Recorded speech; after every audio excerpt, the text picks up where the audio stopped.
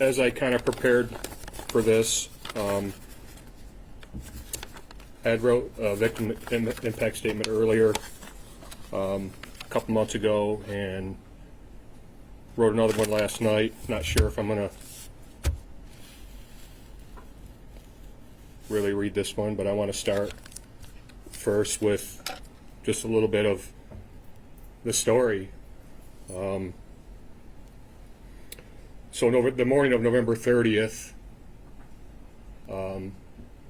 I was working from home, and my wife was working in Lake Orion, and I was on a conference call, and I heard some sirens in the background, and really didn't think much of it, but they were not going away, and they were getting louder. And I got a call from my wife, and she told me about what was going on at the school. So I got done with my conference call and started making my way to the school, and texted Tate a couple times, called him, no response. So then we get to Myre, and I met my wife there, and you know, as all the kids are filing into Myre, Sherry and I are both walking around looking for Tater, and I had a feeling something didn't feel right to me, and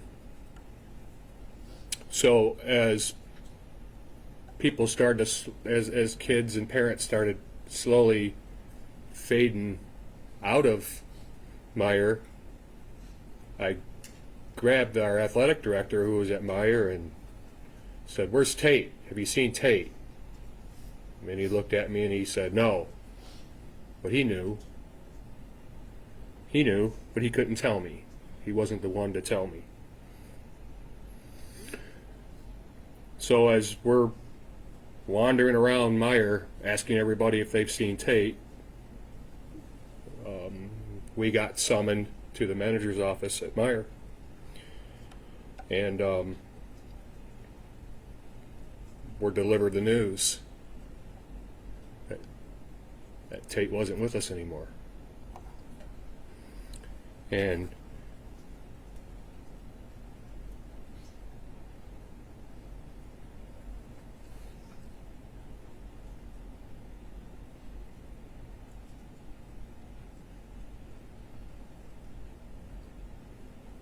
the thing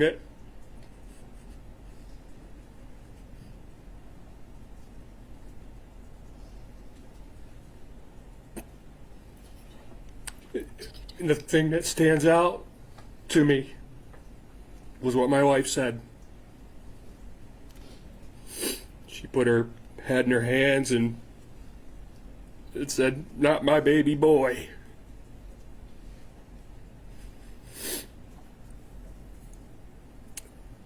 So we walk out of the room in shock, not really sure if what we heard was real and true. So we had to make our calls to Trent and Ty, and I can't remember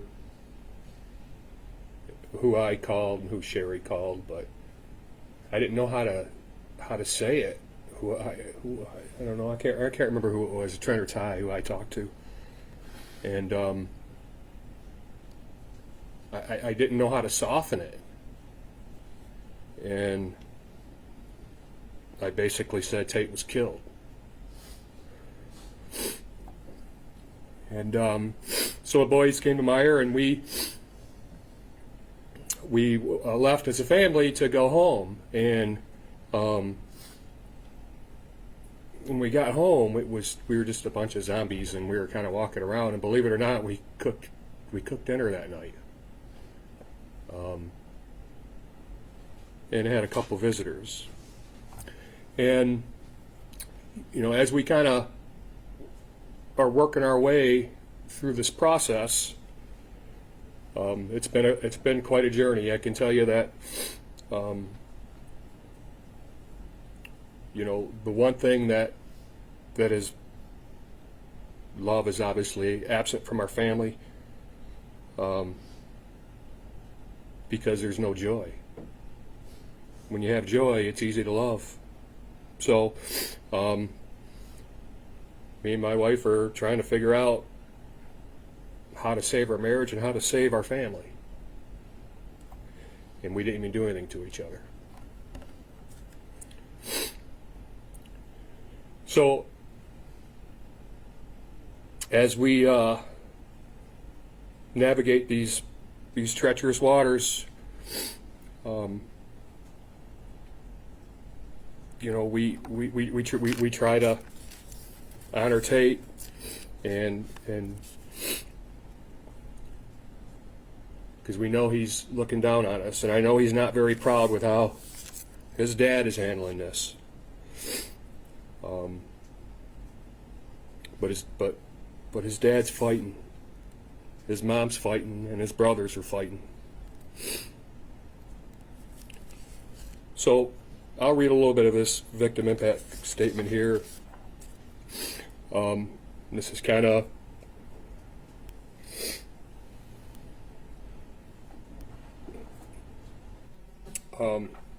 you know, yesterday just came and went.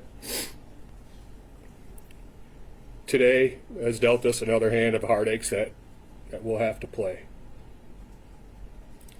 For the past 2 years, our family has been navigating our way through complete hell. Tears filled with pain, they fall like rain. We wear the pain like a heavy coat, constant reminders every day. Every hour is the darkest time of the day. I understand from journal entries this was desired outcome, for us to feel the pain that you had. I will tell you this, we are miserable. We miss Tate. Our family has a permanent hole in it. It can never be fixed, ever. As we fight and claw our way through this journey, we are realizing that we are completely miserable. There does not appear to be a way out. So, to this day, you are winning. But today is a day where the tides change. Today, we are going to take ours back. We're all cried out. We're all tired out. We need to take this chip off our shoulder. We've been on this island far too long. We are the prisoner, not you. Nobody else can set us free but us.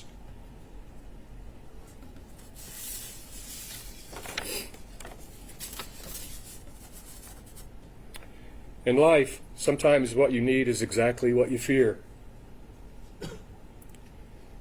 We fear forgiveness for your selfish acts. So today, how hard it is, we need to find a way to start working our way to forgiveness. Forgiveness to you, forgiveness to your parents, forgiveness to the school. What other options do we have? Be miserable for the rest of our lives and rob our family of normalcy? Be miserable and rob Trent and Ty of a normal life filled with friends, their future wife and kids? Be miserable and rob Sherry and I a happy life that we worked very hard for and earned Believe me, we will never forget about you, ever. We want you to spend the rest of your life rotting in your cell. What you stole from us is not replaceable. But what we won't let you steal from us is a life of normalcy. And we'll find a way to get there through forgiveness and through putting good into this world.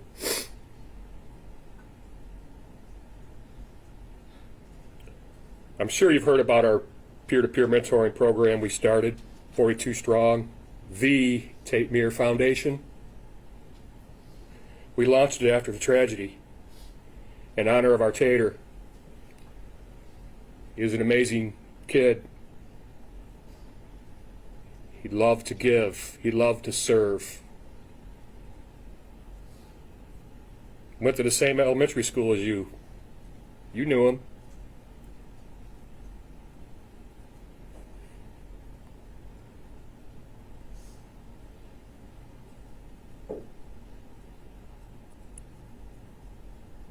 But there's good that's going to come from this. And the good is kids are going to have a buddy. They're going to have somebody to lean on, a peer they can trust and love and build a relationship with. Trust, love, build. Tate left the roadmap for us, all of us. He left that roadmap from the people he learned from. Mom and Dad, Trent and Ty, his teachers, his coaches, his neighbors. So if we could all make the effort, and if we take the time, maybe we can leave this much behind.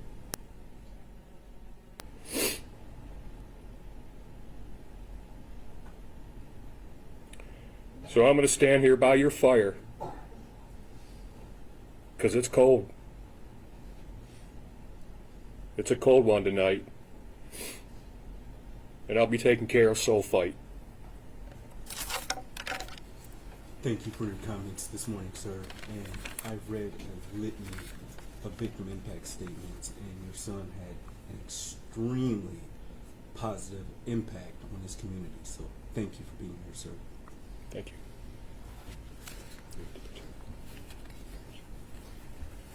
May I approach? Yes. Trent will be speaking as well, Tate's brother. Thank you. Sir, if you wish, you can stand with your son if you wish to.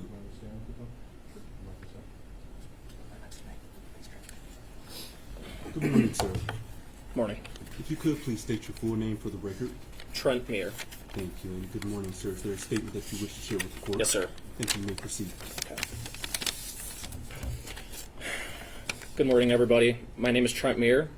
I'm the eldest brother of Tate Myre. On November 30th, my brother, a friend, a teammate, was taken from our lives far too soon. This loss is hard for me to put into words. It has affected my every decision, every thought, for every single day over the last 2 years. I could never escape the thoughts, the loss, the grief, the what ifs. What would life be like right now? Where would Tate be going to school? What memories would we have made together? Now, I just have to wonder, what would it have been like? My future kids can't meet their uncle. My parents can't watch one of their sons grow up. I won't get to have Tate as groomsman. Ty and I can't get a cabin with our brother. These are the thoughts that I have every single day. This event has put a halt on the world. My family will never be the same, but we'll have to learn how to live with it. We cry, we grieve, we don't know what to feel. Sometimes we don't want to do anything. We don't even want to get out of bed. It is always there, impacting us every single day. It has affected my relationships with my family, my close friends, my girlfriend. Nobody gets what we have gone through, and I hope to God no one does. I see someone that looks shady in public, I think of the 30th. I have someone behind me, I go in a public area. Almost everything is a trigger to what happened to my brother, and it makes me think of him. I've gone to therapy, talked with friends and family. It sometimes seems like nothing will help to make this pain go away, and I know that nothing will bring my brother back because he is gone. I am asking that the shooter gets the maximum penalty. This coward took actions knowing the consequences and effects it would have on people and this community. He did not care. He took the selfish action of taking 4 lives away. He took 4 kids' opportunities to grow into incredible young men and women, and he should never have the opportunity to see the light. He waived his right and opportunity when he took the lives away of those 4 beautiful souls. I pray that justice will be served. I believe that the right ruling will be made, one that reflects the magnitude of pain and loss caused by his actions. I pray that through this, my family, our community, and the other 3 families can find a measure of healing and closure. I know that love and community will prevail against evil. So while you sit there rotting and suffering for the rest of your life, you will learn to find joy, happiness, and normalcy, and let Tate's legacy live on forever.